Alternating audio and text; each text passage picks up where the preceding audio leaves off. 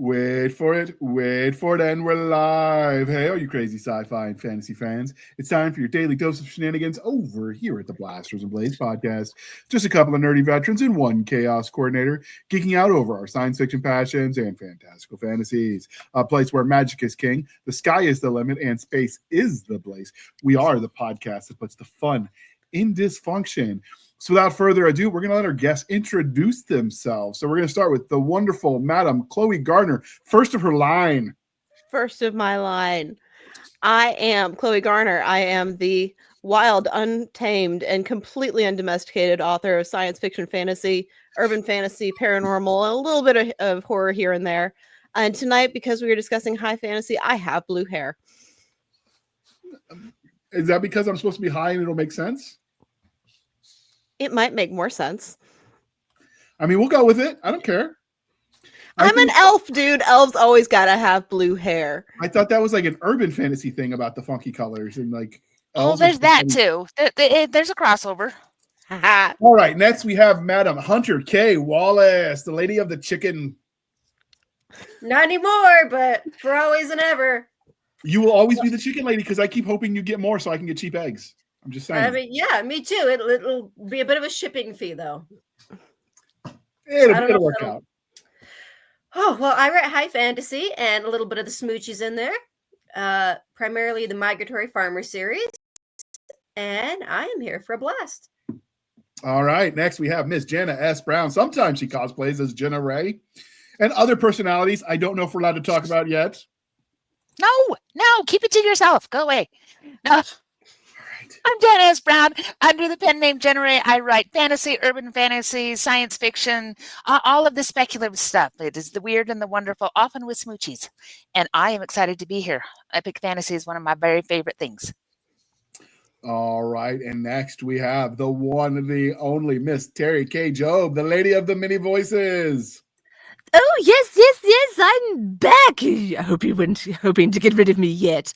Audiobook narrator, baby author, and just here to talk about fantasy stuff, which sounds like a lot of fun. Fun is the operative word here. All right. So, we've been trying to do our panel chats. The religion questions are all now themed to whatever the topic is. So, first, Mistborn, the Hero of Ages by Brandon Sanderson, Earthsea by Ursula Le Guin, or the Shannara series, or Shannara, however you want to say it, by Teri Brooks. Nick, I'm going to let you go first today. Oh, my God. Why would you do that? Pick someone else. No, I'm just kidding. What's the question again? I was typing it. All right. We can't take you anywhere. You know I can only focus on one thing at a time, and you sprung this on me. Like, there wasn't even a show notes on it. Like, come on. Mistborn, the Hero of Ages by Brandon Sanderson, Earthsea by Ursula Le Guin, or the Shannara series by Teri Brooks. Oh, God, I don't know any of those. Oh, you haven't... Fail? Nick. Don't look down your nose at me. Like I told you before the show, I don't read a lot. I read more now that I'm on this podcast, but damn, dude. All right. We're going to send this like a couple of weeks in advance. I could have read at least one of them. We're going to let Jana save us from ourselves. Come on, Jana.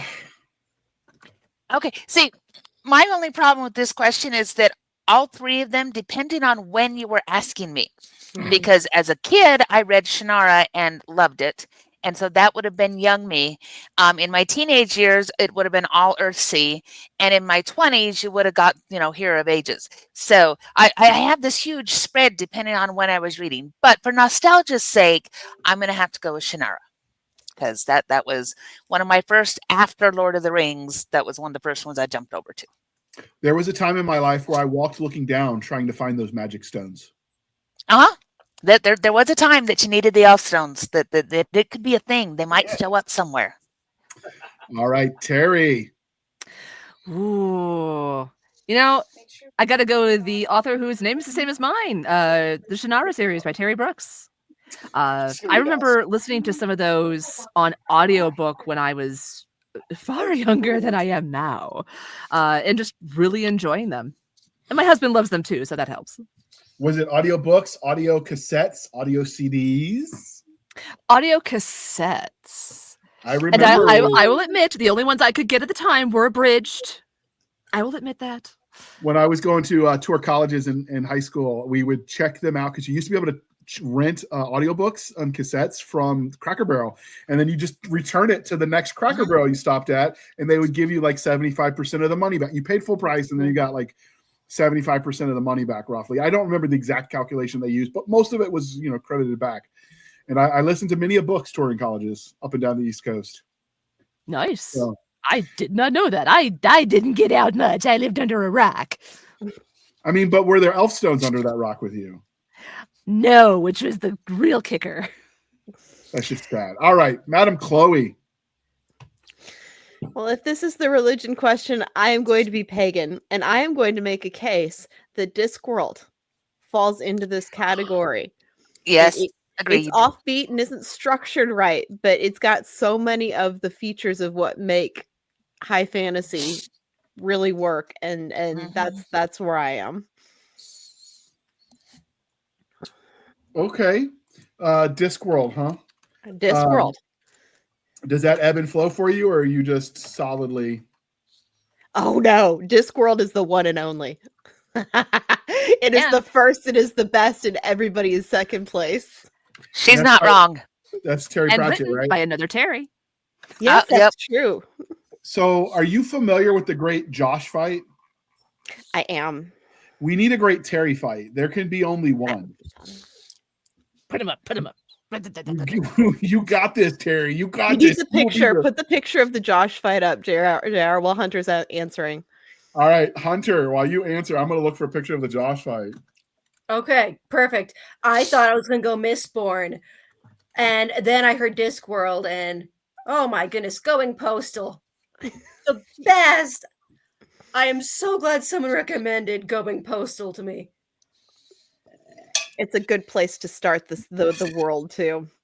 Wait. Yeah, no, the whole magical economy with stamps. You figured it out. Yes, it's fantastic.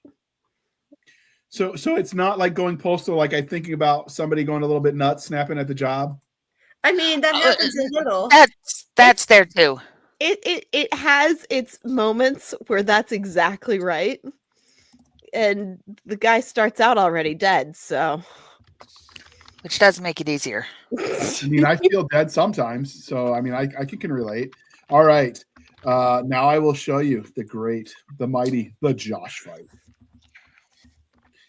All right, and for me, it's definitely the Shannara series. I tried to read Sanderson, just wasn't my cup of tea. I mean, obviously, I can appreciate that other people love his works, it's just not for me. And I have not read Earthsea, but I have seen the movie adaptation. It was very movie-esque, and it wasn't very good.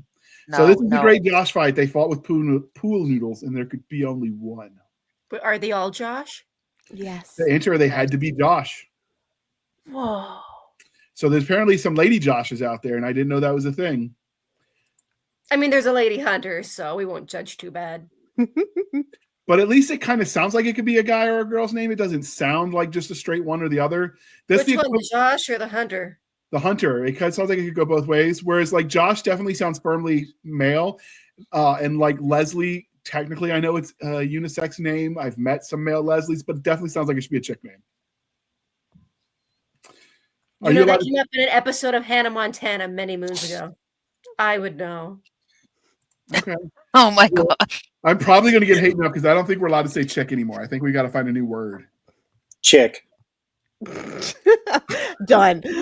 All right. And because we are polytheistic, we have the Belgrade series by David Eddings. Name of the Winds, or is it Name of the Moon? Name of the Wind. Name of the Wind by Patrick Rothfuss, and Gardens of the Moon by Steven Erikson. Jana. Well, I was the one who suggested Gardens of the Moon, and of those three, I'll stick with that one. I was saying before the thing started, Malazan is this phenomenal world, and I love reading in it, but I also have to be in a place where my brain is particularly sharp, because there is so much going on that I need to be able to pay attention to all of it. So I love it for that, because it's a challenging read, even, you know, for somebody who's been reading for many, many, many, many years. So I do love it for that. And so I will go with Gardens of the Moon. Okay, Teri. I'm actually going to go with Name of the Wind, not because I've read it, because I haven't, but because I've run across some of the fan art while cruising Pinterest, and it has piqued my interest. So it's on my to-read list, which is quite extensive, but it's still there. Okay. Chloe? I am going to own up to not having dug into any of these three. They are a major investment. And I'm going to go down my own path once more with Lord of the Rings as the epic world of choice.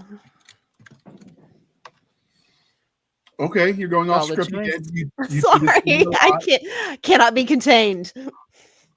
First of her line for a reason.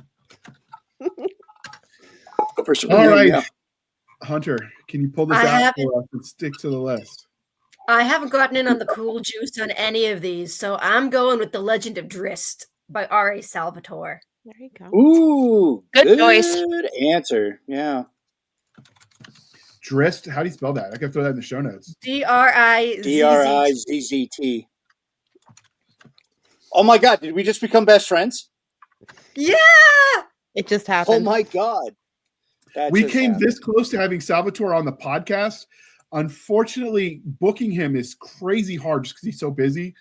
So every year or so, he reaches out and sends it. Well, his people contact our people, which is basically me. I'm our people. I and showed they're up like, to his hey, house. It kind of creeped him out a little. yeah, he's like, hey, maybe we Right. should try this again. And then we give a bunch of dates. And he's like, yeah, he's got obligations. It's like, yeah, about that. So I don't know. You Maybe guys are the Dark Elves. I'd rather hang with the Dark Elves. Sorry. pretty I much. drew way too many pictures of him in like middle school. Of Mhm. R.A. Salvatore? No, Drist. Or of the No, the Bristord and Oh, that's a lot less I don't have a creepy. picture of a Salvatore little to like weird. draw a picture of him. Okay, I was gonna say maybe that's why he doesn't come on the show. Yeah, I'm a little creepy. I get it. My bad. I guess for me, definitely the Bulgariad. So when I was in the third grade, I creeped my teacher out by reading Stephen King's It.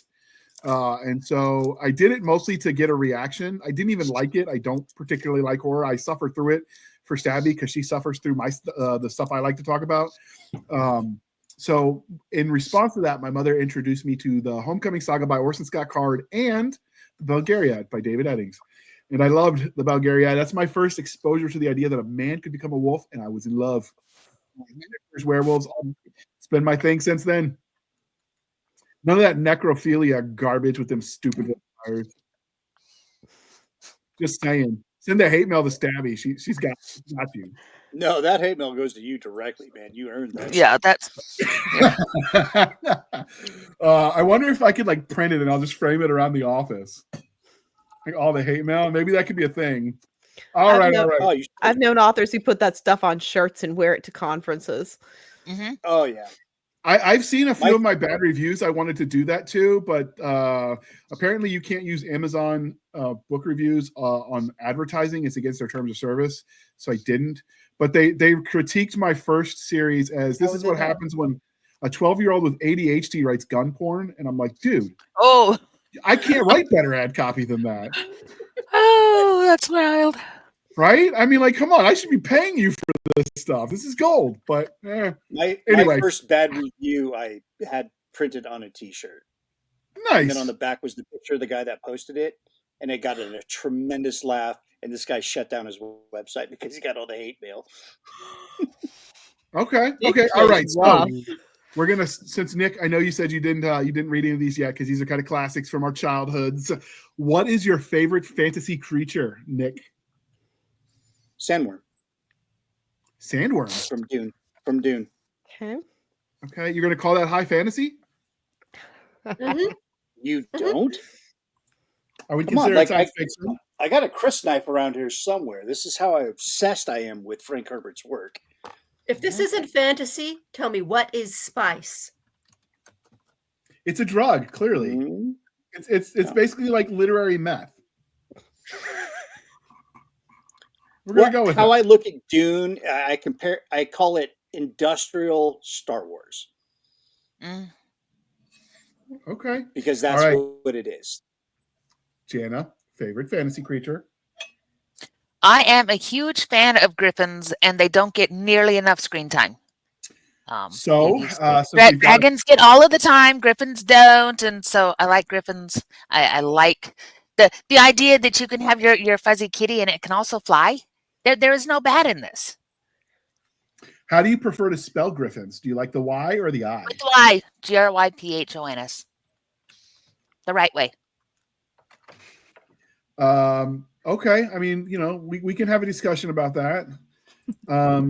So you actually, since we do have that captive audience, you do have an open call out for people to write an anthology of short stories about griffins. I do. I have 2 open calls that'll go out this year. The one that is open right now is Phoenixes, and Griffins will open up this summer. So I've got Phoenixes and Griffins this year, and then next year we're doing Fantastical Creatures, and it'll be a total collection of 12, and it'll be anthologies of different fantastical creatures over the next somewhere between 3 and 4 years, depending on how many calls a year I decide that I'm going to deal with. But yes, so if you go over to opalkingdompress.com/open calls, you can find the information on the Phoenix call, and the Griffin call will go up in about a month. Is there also going to be a call of how to find them? Maybe. Okay. All right, Fantastical Teri. creatures and how to find them. Still from the best, or at least most It sounds popular. like me and Jana are going to have a fight because I'm going to go with dragons. That's Yes, classic. we can air that as an episode. They're classic, but they're overdone. We'll do a dragon event. Yeah, I love. Terry K comes in with the flying elbow. All right. So if I we're love doing if we're doing the pundit squares going on and you two are fighting, which one of you is Jana in this Brady bunch? And who's going to be Marsha? Oh, that's a coin flip. Marsha. I'm just saying. Oof. All right, Chloe, save me from my bad humor. And what is I'm Alice. Save us too. Alice was the life of the party. The words of wisdom came from Alice. You got it. My favorite fantasy creature.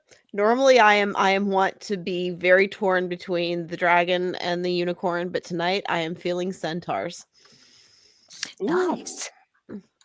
I have a long history of the horse and the girl that loved it as my root stock story, and centaurs are just the fantasy continuation of that genre. I was working on a fantasy short story, and I found out about this wonderful thing called servitors, which are half human, half deer, which are like centaurs but cooler because you could eat them and they would taste delicious. That's in reverse, like it's a man bottom and a horse top. Oh, that's my ex-girlfriend. Oh, shit! All right, but try the veal. I'll be here all week. Wow. Wow! Hunter. Don't forget to tip your server. Oh my God. Oh man, this sounds pretentious. I'm gonna say the Chinese dragon because I thought I didn't like dragons, and then I read I've read some Chinese mythology books, and the different angle has just been fresh. Mostly because I don't know if weird's the right word, but it's good weird. Different. That is And really if you have wings, it's weird, but it's good. If you weird. can fly without wings, you deserve some kind of credit. How did you feel about Shang-Chi and the Ten Rings? That was a lot of fun. Thank you. You've just won yourself an articulated Chinese dragon that I'm going to print for you in a crazy filament. Well done. Yay! 10 big, points. Big fan. Big fan. Yeah, 10 points to Gryffindor, or whatever the Chinese equivalent is. Oh, well, I know. I changed my answer based on the 10 rings. The thing that looks like a Ninetales, that's technically not a Ninetales because it was borrowed and put into Pokemon, but it actually was in the background. And the Heptail foxes. Uh-huh. I have Not no idea Heptail what that there. is. Anyway, I'll explain to various you foxes. offline, JR. Okay. All right, Nick. Favorite fantasy creature? God, man. I love dragons, Chinese dragons, and European dragons. I like Star Wars, which is also fantasy. I love the Rancor. I love Gundarks, all those things. At the end of the day, I'm going to go dragons. Okay. I am going to be controversial here. I'm going to say unicorn butt because I really want to know what a unicorn steak tastes like. Unicorn butt? Yeah, no, I want to know what a unicorn steak butt? tastes like. What? You said it, JR. You live up to it now. Steak. Like you would eat a steak. That did not make it better. Unicorn butt steak, huh? It's like bacon. It's a chuck Okay. roast. I'll edit that out. It'll be okay. Nobody will know. Wow. This is what happens when you let JR have too much caffeine. Where's that caffeine coming from, JR? Is it from Coffee Brand Coffee? Not for as much as I've drank. I can't afford that much caffeine. I'm just saying that if you drink the coffee pot, the 12-cup carafe, if you drink it solo, that is only 1 cup. That's all I'm going to say out there. If your doctor says limit yourself to 1 cup, think big. Just 1 big cup. I have 1 cup and I get the coffee jitters. Ooh. Yeah, who's got time for that? All right, Nick, since we're talking about hell, what is your favorite fantasy race? That's a horrible segue, but I will do better next time, maybe. Wow. Oh, Urukai. Okay. Dark. All right. Jana? They're awesome. They're like super beasts of that realm. Like they are the unstoppable force. That's true. See, fantasy races, there's way too many fun options. I kind of dig the half-elf, where you kind of get bits and pieces from both sides, and you can do all sorts of things that are very flexible kind of race. Flexible, you say? Okay. Mm-hmm. Teri? Well, since my stuff isn't published yet, so I can't go with my own answer, I'm going to go with elves. Okay, I can dig it. Okay, Chloe, throw something out of left field. Oh no, that's just begging the question, isn't it? How about mermaids? Ooh, Nice. Mermaids make good stories. wait, are we talking about the Disney mermaids or like the Celtic, eat your face mermaids? I like that you don't know going in. Dark. This is what I appreciate about you, Chloe. Swim around and find out. Is this a slasher or a romance? It's a romance. Oh, The crap. characters It's a don't know slasher. what genre they live in. This is one of my favorite rules of writing is that the characters don't know what genre they live in. Is slasher So romance a you thing? can throw so much. Yeah. Yes, it Have you is. not seen Scream? Have you not seen Scream? That wasn't really a romance. I don't think it was just comedy, satire. I'm sorry, it kind of is, but you got to think of the perspective of where the romance is coming from. Is it from the killer or the victim? Ooh, Most times dark. it's from the killer, who has Michael Myers in Halloween. Issues. So since we're talking darkness real quick, and then we'll move on to Hunter. She will brighten the day for us. But we have started a semi-regular, we'll do it every other month, a horror movie review, and we're going to call it Stabby's Movie Review because she likes to watch people bleed. So, it's a thing that's coming. We've got our first one scheduled. It's going to be The Mist, which is a movie, apparently, that I have not seen, so I will watch it for this episode. Which version? Now you're asking trick questions. Nick, answer this for me. I'm sorry, what was the trick question? I'm sorry. What? There's multiple versions of The Mist? I did not know this was a thing.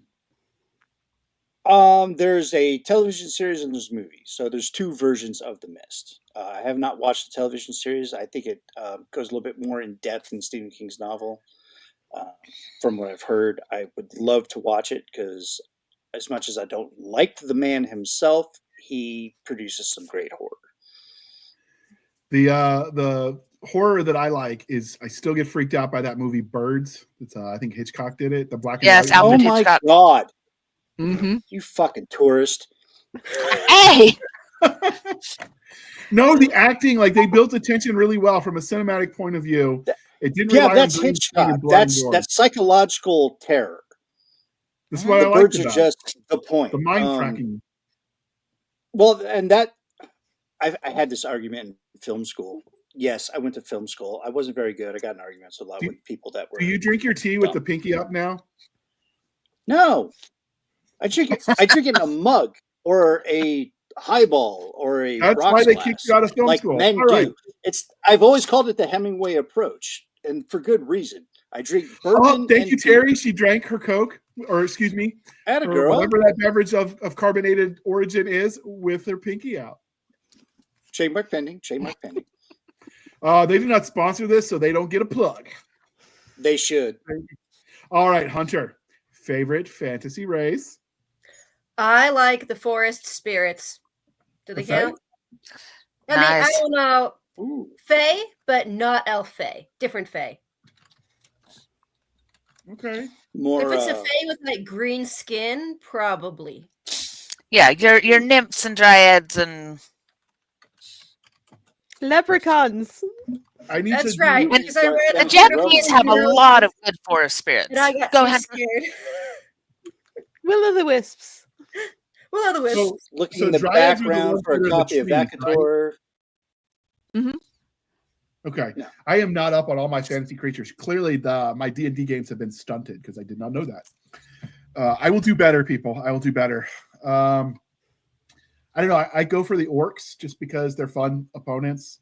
And they Attaboy. are a race in and of themselves. I do not like this re-envisioning of all these orcs as just misunderstood people who are only hated because people are racist.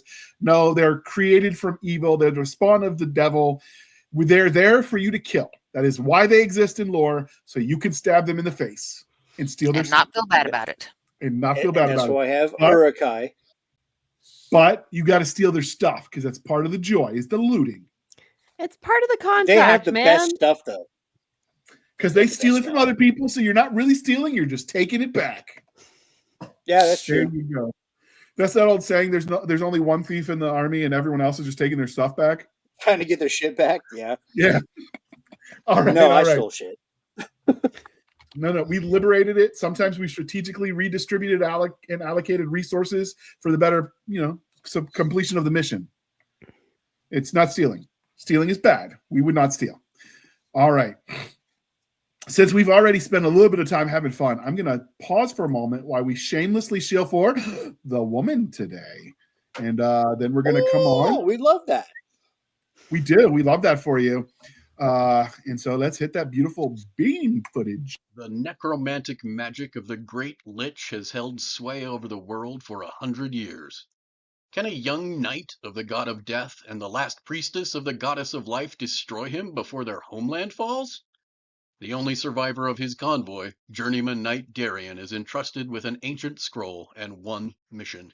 Return the scroll to the High Temple in Hothan, no matter the cost. He never expected that journey to include stumbling onto the last healer in the world. Now he must take not only the scroll but the woman across the kingdom to safety, each step dogged by the relentless undead. Death's Knight, Book 1 in the completed War of the Lich series by Matthew T. Summers and Jenna Ray.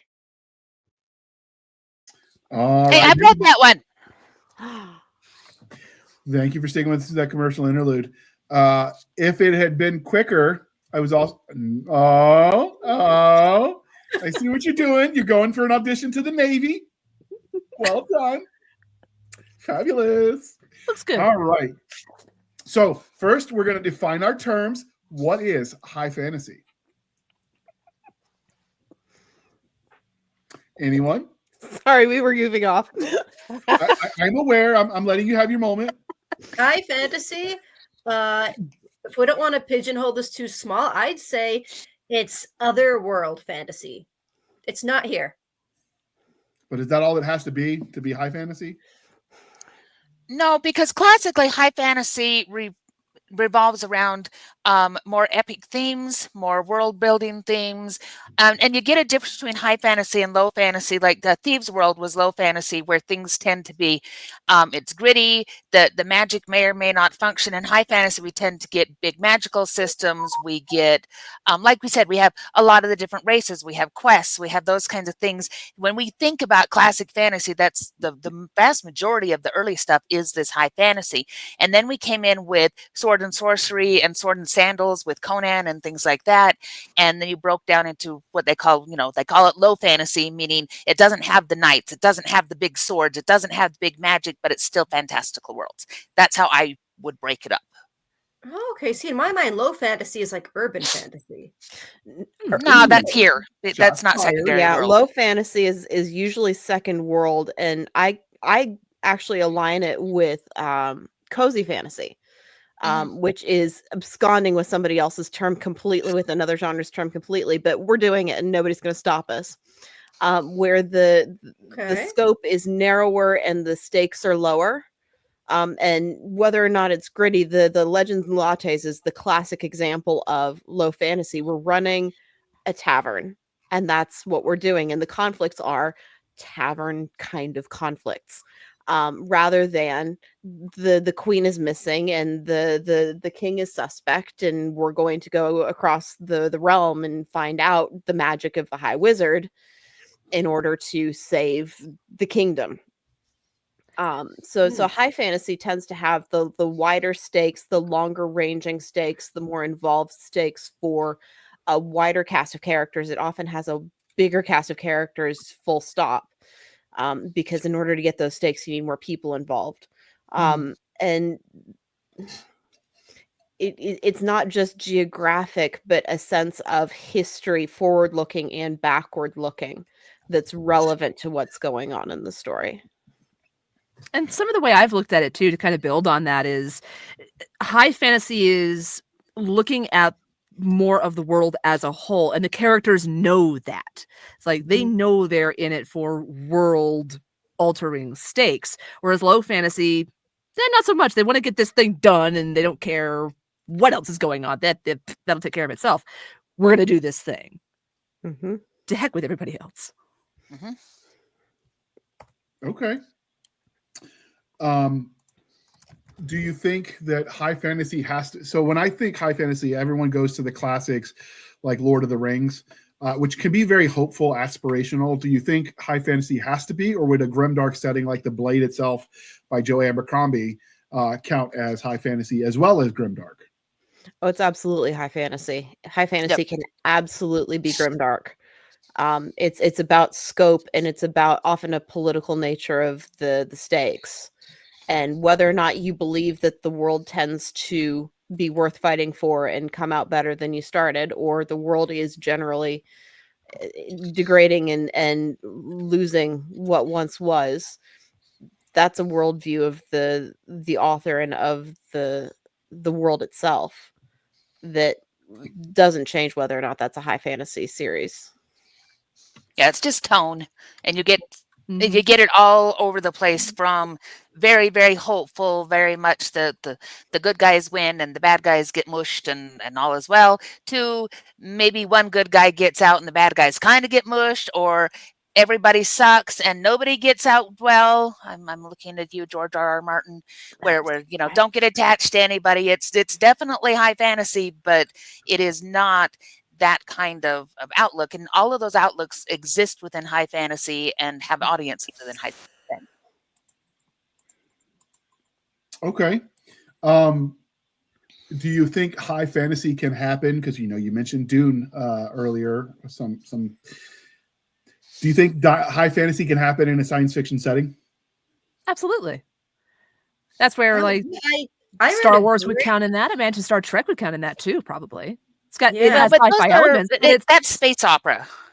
But as per books, I read a really great book a while back, Foundry Side by Robert Jackson Bennett, and he found a way to pull this off. He had a magic system where people write instructions that, when they're applied to magic, make objects not follow normal rules, like make certain objects weigh less than air so they float. So he actually used something staunchly magic to pull off battle mechas down the road. You can have hybrids that are successful. And Terry Pratchett made a very convincing argument that if the world is not exactly as it is, it's fantasy. So the Patriot Games is a fantasy because the world is not exactly as it is. We made up characters and we put them in it, and things that never happened. Therefore, this is a fantasy. And if you want to expand the scope of fantasy that far, you can put a lot of stuff in this bucket. And I'm not going to tell you that that's illegal.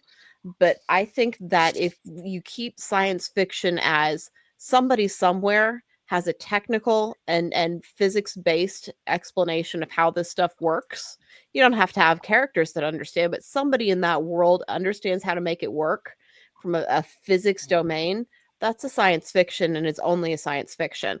You need something that has a supernatural or magical aspect to it, or a second world entirely that is, and here we get into really screwy definitions, because you can have a fantasy with absolutely no magic in it. It just has to be medieval, which is not fair, but it is what it is. If it's a second world and it's a medieval, it's a fantasy. It's not science fiction, and it's not historical, therefore it's a fantasy. But the science fiction, to me, is something that's clearly delineated by the use of physics-based technology that somebody somewhere understands. Mm-hmm. It's always that line between what is fantasy and what is science fiction, and they say it's the difference between trees and tech. And if you're explaining, because it's always a fantastical element, they're fantastical stories that we're telling in all of those different genres.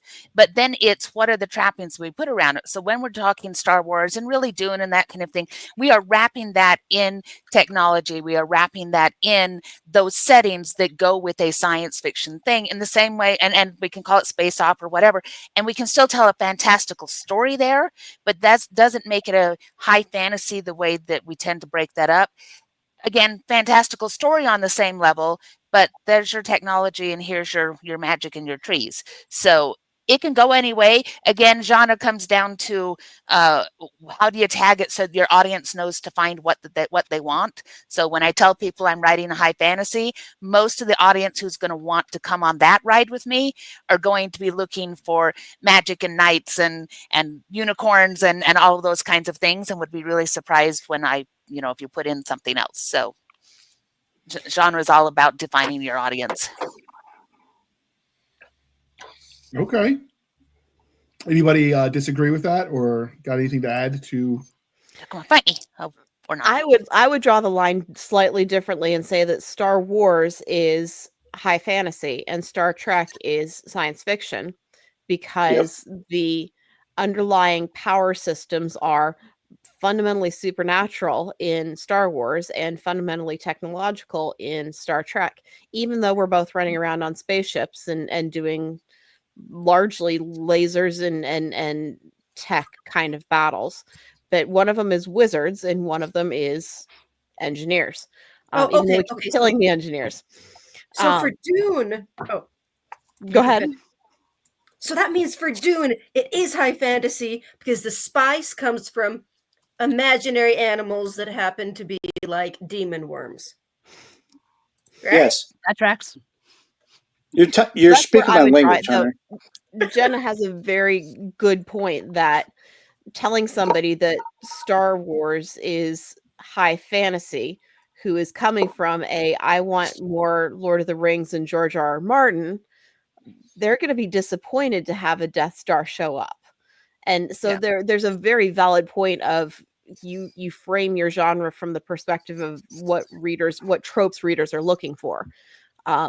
I just the rule that I have in my head is slightly different, and it might be less useful. It's just that's the one that I use to delineate the two. Marketability is valid in the real world. Mm. Oh yeah. Is it tomato? Well, and it's also you don't cook with exactly. I mean, if I have to explain it to you to convince you that it's fantasy, then I'm having a fun discussion. I'm not necessarily, pitching my books at you in a way that is going to go. And so when people say, what great sci-fi should I read? Well, I'm going to point them at Dune, even if I can make an argument for, it's a fantasy, because it's, what is it they're going to expect? Well, spaceships flying around and laser swords and that kind of stuff.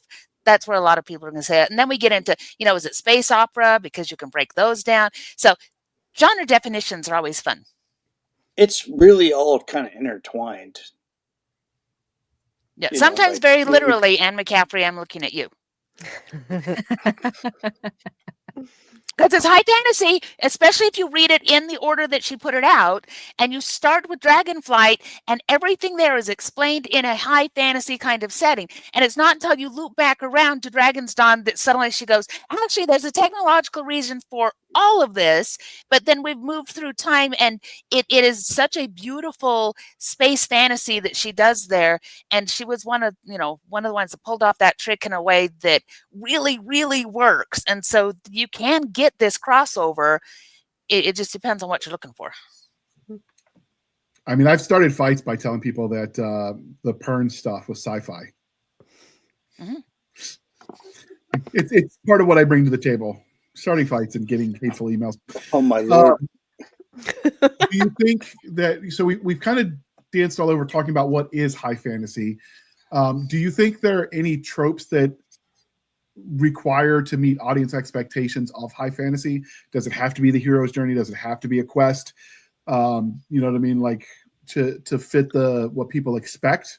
Because everyone, you go back to the old classics like Lord of the Rings, but I mean, not every series has to be that. Well, the common theme that you're finding in all those things that you're mentioning is a formidable force, a darkness, a embrace of evil that threatens the way of life for even common folk, not just the high level people like Gondor or Alderaan or I mean, you can choose from any high fantasy fiction and find out like who's your force, who's your opposing force. It's something of high evil, oppression, things like that. It's things that like inspire people to rebel or to fight.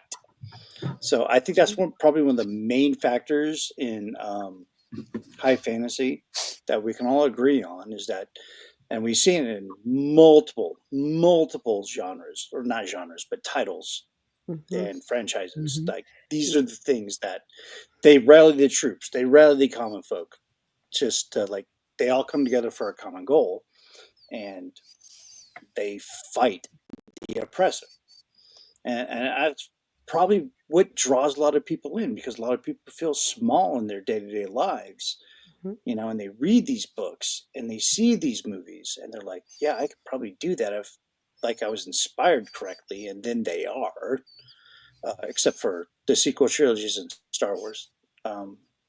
Just leave that as it be. That's its own thing.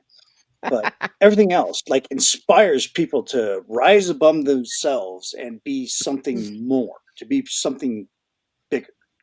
And I think another one of the things I love about this.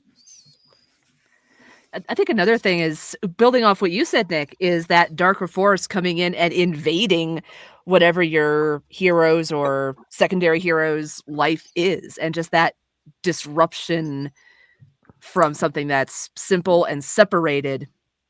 This evil, whatever it is permeating everywhere. The Inheritance Cycle by Christopher Paolini is a good example of that. The main lead character, Aragorn, got sucked into things in one way, but his brother, I think it was Roran, got sucked in a different way. His life got completely invaded, but then he turned out to be one of the heroes of the thing. Right. So it's that pervasiveness of that evil as well. I think that the specific words of the question, what are readers looking for tropes and for treatments that are consistent? These are really good answers. But when I look at the frontiers of high fantasy right now, I'm not sure that this is something that authors all agree on. Do we ever? It's true. Touché. But the idea of we have a good and evil, and there's a battle between the good and the evil, and good may or may not win, but this is the stakes. These are the sides, and you have to decide how much it's worth and what you're willing to sacrifice in order to stay on the side of good. And it's become very fashionable to have lots and lots of murkiness running around in fantasy right now. So you don't have the big bads and the terrible evils and the oppression, or worse, everyone is big, bad, and terrible and oppressive, and you're just trying to do the best you can with what limited and terrible options you have. You're turning the concept of moral relativism almost into a grimdark definition of what grimdark is. Oops, did I do that? Yeah, but I think that comes and goes in waves. Like the audience tolerates that for so long, and then they're like, okay, yeah, I don't want to cry when I'm done reading anymore. So, let me find something different. So I think that high fantasy doesn't require it, but I think that the roots of it are certainly steeped in it. Okay. So, well, and it's what Chloe said earlier. It's all about stakes. With high fantasy, we expect it doesn't even have to be epic size. I know we think of Way of Kings, we think of things like that, of the giant door stoppers. It doesn't have to be epic size in number of pages, but it does have to be stakes where it matters beyond your own little village. It matters beyond your own little life. It's being drawn into something that is bigger, something that matters, whether it's a kingdom size or whether it's the entire world. It's bigger than just you. And it's those stakes, no matter whether it's grimdark or anything else, those stakes are always huge in something that is epic fantasy, thus the epic. That would be a hard sell for me, because then technically I don't write epic fantasy. Because I write series where every adventure, they visit a village, they have crazy shenanigans, they save it, and they move on. But it's never worldwide all at once. I mean, you're But still magic in a is very larger world. invasive and the stakes are high. I mean, but like, so the grand battles still have like the things that build up to them. You still have the campaigns that, like, nothing happens all at once, right? Like, they didn't suddenly show up at the mountain and drop the ring in. They had to get there. So you're still fitting even your own definition, because the journey to get them there is still Okay. And That's it's possible that it is a low fantasy structure, which low isn't stress necessary. fantasy. I'm committed to low fantasy being a Low fantasy is an absolutely fantastic genre, and it has narrower stakes. I in like the same world. cozier, but that's not what I mean. So one of the things, this came up in my English class, because, you know, at one point in time I was an English major. Don't hate me. And one of the things we talked about when it came up with, I see you give me that look, Chloe, when it came to the evolution of, you know, because reader expectations and tropes ebb and flow. There are years where, you know, vampires might be more popular than werewolves, which beats zombies, and that kind of stuff cycles, right? Those tropes. And my English teacher in college had the theory that post Dungeons and Dragons, where everyone was playing tabletop role-playing games, you saw a shift from the hero's journey, which is one man against the world, to more of a heroine's journey, because it was all about the team. Do you agree with that concept that, you know, I stole from my English teacher? And two, do you think we'll ever go back to more classically hero's journey? Wait, what? Sorry, hero's journey became harem's journey. What was that? A heroine journey is more about a team building to then complete the mission, whereas heroes, one man versus the world, is the definition. The term itself might be a little controversial, but taking the Very controversial.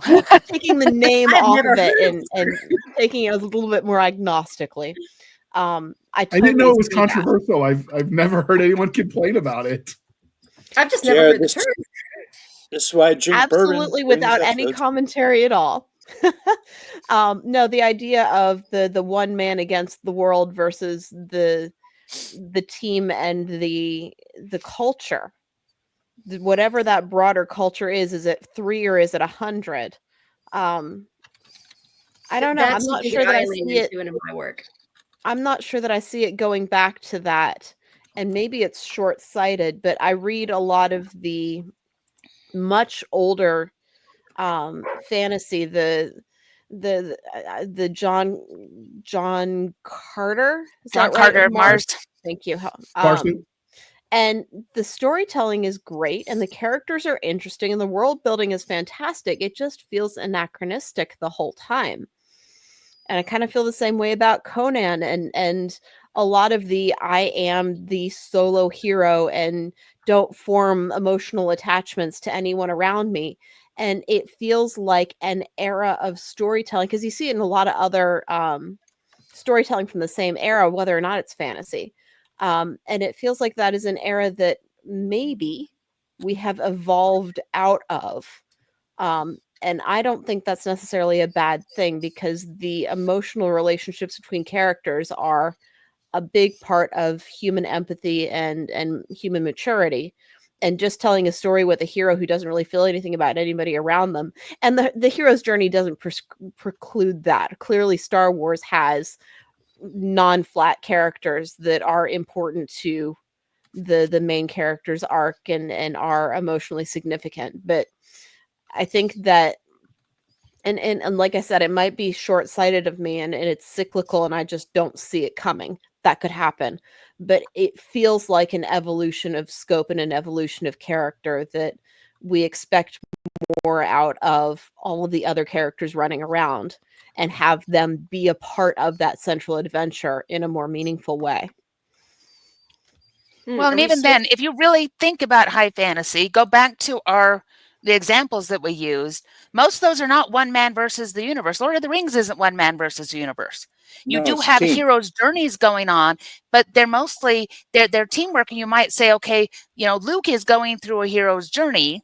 It's technically his story, but if you strip away everybody else that's with him, he cannot do this alone, period. No. Most of that one man versus the universe is not in the fantasy genre. You find it in a lot of other genres, but a lot of fantasy is about the team effort, even if you do have a central Harry Potter, a central Luke Skywalker, a central whatever, who's crossing off those boxes, checking off those boxes in the hero's journey. He's not doing it in an isolated fashion. And as we've continued to mature with our fantasy, we're still doing that. We're still telling those group stories. Now you're getting a little bit more balance as far as those things. I know Nick really wants to talk. I'll let you talk in just half a second here, Nick. We're getting a different balance because there are women who are stepping up to have some of that same central focus, but we still tell it's stories of the group. That happens much more often in fantasy than not. Go, Nick. I know you want to. Okay. Well, I was trying to piggyback on what you were saying because you brought up some really awesome points, Jana. Like really awesome points. What is King Arthur without his knights? Exactly. The man against the universe trope does not work. It doesn't work. It never works. It tries to start that in all those tales that try to start that way, and it always ends up with a team effort. It ends up with a brotherhood. It ends up with a council. It ends up with something. It ends up with secondary characters that come in to help the hero's journey. And she brought up Star Wars. Absolutely. Luke by himself without Han, Leia, Chewie, the droids are like the initial part. Like it wouldn't have worked without those aspects in the story. So that's what I find so funny. And like when I was doing my first comic book, I was like, oh man, I want to do this no man's an island trope, and I want to turn it on its head. I want to turn it upside down because no man is an island. Everybody needs help. Everybody needs assistance. Everybody needs a guide. And I did that, and it became a successful franchise for that comic book. So, and I get that back to like Star Wars, Lord of the Rings, all the things I love. Dune, even Dune. Dune is a ensemble cast of characters that help the hero's journey, that lift them up, or So, yeah, the trope of like the lone wolf going at it alone, it's dumb, it's uninteresting, it doesn't work, it never works, it always fails. But it's a good introduction, and that's how I see it. Like you have this, you'll have a character that's like, okay, this guy's an island amongst himself. He's a lone wolf. Blah blah blah. And as he travels on and he goes through his journey, he realizes that he couldn't have done it alone without the help of Han, Leia, Chewie, the droids, R2 and C-3PO. Couldn't have done it with. This is where I feel stupid because I was going to bring a Dune reference into it, and now I failed. But those secondary characters that go in there and help that character move up and ascend into their greatness and become, well, spoiler alert for those Dune fans that have never read a Frank Herbert book since the 60s. Yeah, Paul's the bad guy, man. All right. So now that Nick has talked about Star Wars, it's time for all of you to drink a shot and destroy your liver. All right, Hunter, you were starting to say something too at the same time Nick did. So this is a long while back. I was just going to say that if we're still talking about what audiences expect from high fantasy, I'm just going to say you can do it without magic, but it is a hard sell unless it's, say, kingdom fantasy with a romance, because then you get a different readership. Yeah. It's so really hard.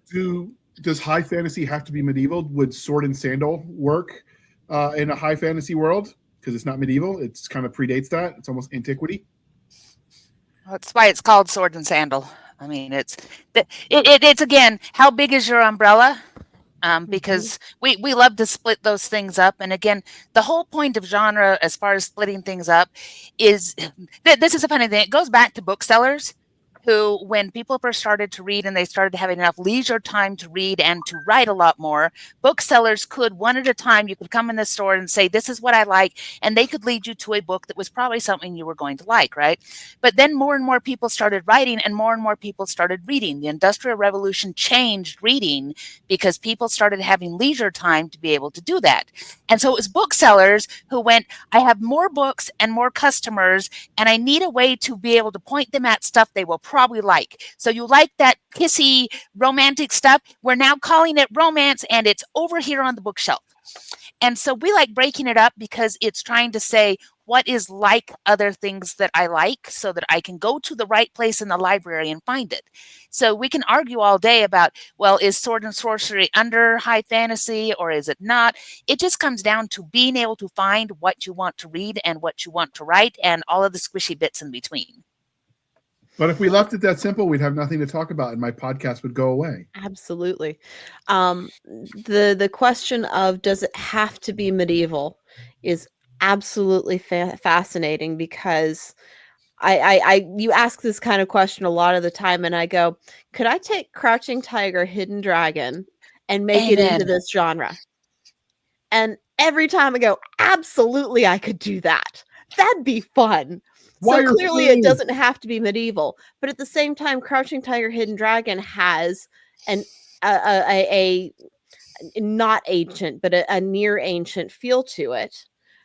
And I think that might be important because you're not using technology that is roughly the equivalent of magic anyway to solve your problems. You have the ability to believe in the supernatural wholeheartedly without reaching for a technological solution instinctively as a culture. And I think that might be a part of what makes high fantasy work, is this sense of, yeah, this is what people believe in. And modern people don't believe in supernatural elements to change the way that their future is going to move. So I think that you can move it to many, many cultures, but it may be that proto-technological era is sort of critical to it. And you could break it and it could work, but I think that's just natively where it lives. Well, and that's genre again. Once we start mixing, we expect that culture is going to move in a more technological direction. And when we start moving them that direction and then keeping the magic in, now we start changing the genre. Now we start calling it steampunk. We start calling it diesel punk. We start calling it alternative history or fantastical history. There's lots of words that we give it as it moves out of something where the technology is very, very low and thus the magic and those explanations are very high. We start really adding that technology, and even if there's still a lot of magic to it, now we're moving into contemporary fantasy, steampunk, all those other things. So it just becomes a new genre at that point. We need that pre-real technological age to keep it in what we expect in a high fantasy for the most part. Okay. And there we got Chloe and Jana making us all sound smart and stuff. Yes. So does anybody have anything they want to add as we wrap this up? Because we are trying to, this is an introduction to a concept. So, I mean, obviously there's potential for future episodes where we dive in deeper on the nuance.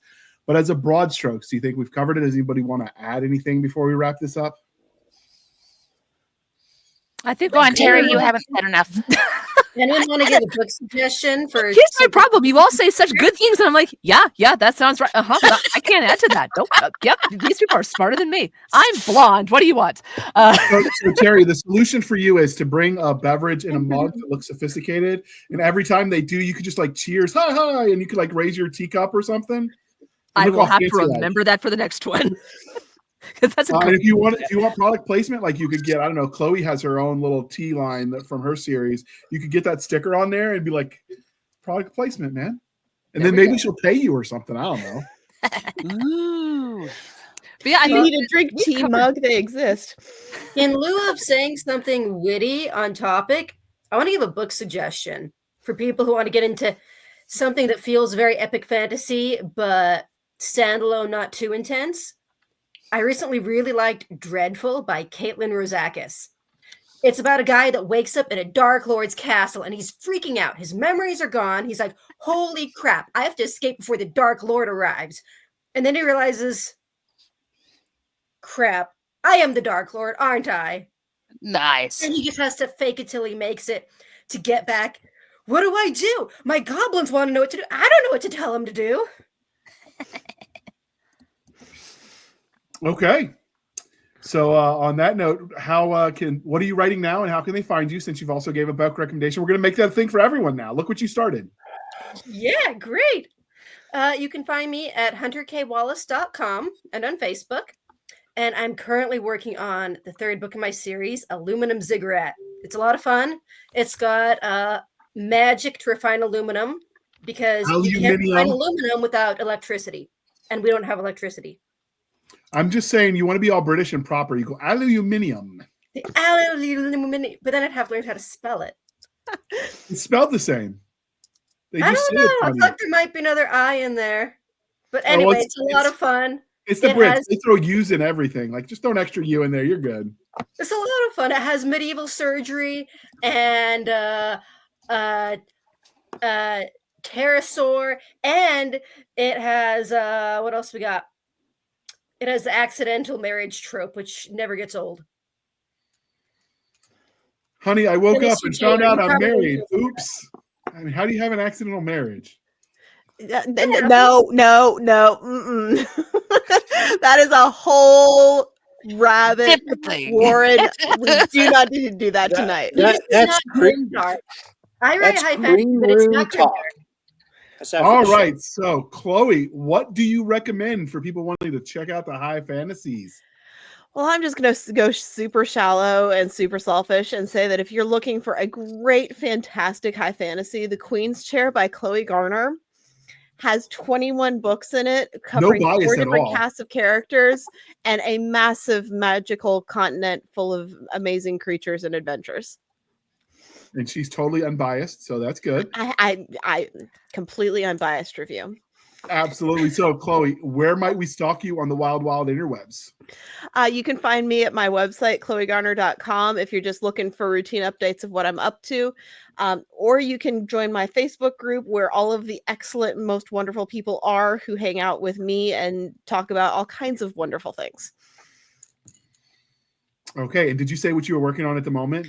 I am currently writing a space opera, the 8th book in a series, and having such a lovely time going back and wandering around with my engineer and my retired military Marine. Just fun to go play with a cast of characters I haven't visited in a number of years. All right, Teri, recommendation for you since Hunter started a thing. Yeah, totally. I'm gonna have to recommend. I started a book this month. It's the first book in the Raven and the Crow series by Michael K. Falciani, Dark Storm Rising. I'm still in the middle of it, so I don't know how that turns out yet, but it's got, a lot of politics. There's magical elements. There's a couple guys wandering around that have some interesting backstory that I haven't figured out yet that I want to know the answer to.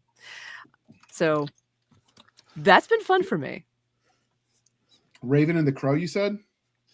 The Raven and the Crow series. The first book being Dark Storm Rising.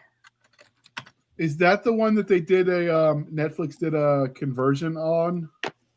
I don't think so. That's a new one. That was done by Three Ravens, was the publisher on that one. I'm thinking of okay. I don't know what I'm thinking of, but it's like Blood and something, maybe. I don't think so. Ash and Bone. Oh, that right? That's what I'm mixing up. Yeah, that's right. Okay. And how can we find you on the Wild interwebs? I am usually can be found on my Amazon author page and sometimes on the Book of Faces, Teri K. Jobe. Sometimes I hide under a rock, so you'll just have to start looking for elf stones and you'll find me there. Oh, freaking nice. I have the lat long to the rock, so just message me. It'll be fine. Nice. All right. So what are you working on both for your voices and your pen? I am neck deep in a newish title from J.F. Posthumous that I'm not going to reveal just yet. Let's just say she's making me work for the pronunciations. I'm on the writing front, just finishing up edits on a anthology submission. Hopefully. Cool. Yes, for my Fae Nights in Boston. Hopefully you'll see that on shelves soon. Hopefully. We'll find out. So, soon as they park the car in the Harvard yard. Yeah, that. Oh, Jana, recommendation. Oh, so see, I want to follow Chloe's lead and point back to the commercial that was in the middle because War of the Lich is mine. It is a high fantasy trilogy, tight trilogy, so that it's all done within those 3 books, though there may be a add-on series here in a little bit. But also I would say, so Melissa McShane, who is often on the show, she wrote the Tremontaine books, and in particular the saga of Willow North, which starts with Pretender of the Crown. Willow is my favorite, and that one it's kingdom fantasy, but it also has magic in it, and it's a family saga, and it is just well put together. The leading lady in that one, her magical ability is the ability to sense worked metal, and she's a thief. And she uses that for all sorts of things. And the last thing that she thought that she would steal is the heir to the crown of Tremontaine, and has to run across the country with him because his uncle is going to kill him. And so it's a great setup. It's a great set of characters. Willow is my favorite. So I will ping my own, but I will also say that if someone wants a great place to start, Tremontaine is lovely. And they can find me on opalkingdompress.com or all over everywhere under Jana Ray or Jana Ray Author or Jana S. Brown or other things that we'll talk about on another show. Okay. Nick, as we wrap this puppy up, what do you recommend in the high fantasy? Dune, Star Wars, Lord of the Rings. A man of That's all you many need. talents and many tastes. Varied and diverse. Just that right there. Classics. Like, you're never going to reach any levels better than those 3. I always send people to the Bulgariad. I have got a soft spot in my heart for David Eddings and his works. I think sometimes nostalgia wins because I just when I found them, but that is it for me. And you can find us. Oh, hold on. We almost forgot. This is the part of the interview, dear listener, dear viewer, dear readers, where I remind you to please be kind and speak your mind on the reviewing platforms.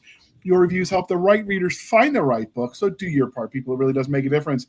And with that, you can find us on our Linktree, linktr.ee, Linktree/Blasters and Blades Podcast. Again, Linktree/Blasters and Blades Podcast, where we link to all the things, the BitChutes, the Rumbles, the YouTubes, the TikToks, the Twitters. We have our Spotify website. We have our Blasters and Blades Facebook group and Facebook page. We have our email, blastersandbladespodcast@gmail.com. Again, Blasters and Blades Podcast @gmail.com for professional purposes only, people. Save the shenanigans from out of Stabby Stab on the Instagram, the Twitter, and the emails. You can support the show by going to buymeacoffee.com/author JR Handley. Again, buymeacoffee.com/author JR Handley. Be sure to put in the comment section that is for the podcast, and I promise I will keep my co-hosts duly caffeinated. They will drink that coffee brand coffee till it pours out of their toes. I don't know why I said that. I've got to find a better segue, but we're just going to go with it, people. And if you use the link in the show notes in the code podcast grunts, you get 10% off. We get a little bit of a kickback. It's a win-win, people. So with that, I will say thank you for spending some of your crazy time with us. Precious time with us for my crazy co-host. I am JR Handley, and this was the Blasters and Blades Podcast. We'll be back next week at the same time. We'll indulge our love of nerd culture, cheesy jokes, and all things that go boom. And that's why we do the live read, because sometimes I mess it up and it's fun. If it was perfect all the time, it might get boring and they'd stop listening. And with that, we're going to hit the end button. Thank you all for coming on. This was fun. If you've got other niche topics that you think we should drill down on high fantasy, send us an email, shoot us a message, reply in the comments when this episode goes live, and we will get all these people back. I know how to find them all. And with that, boom, wait for it.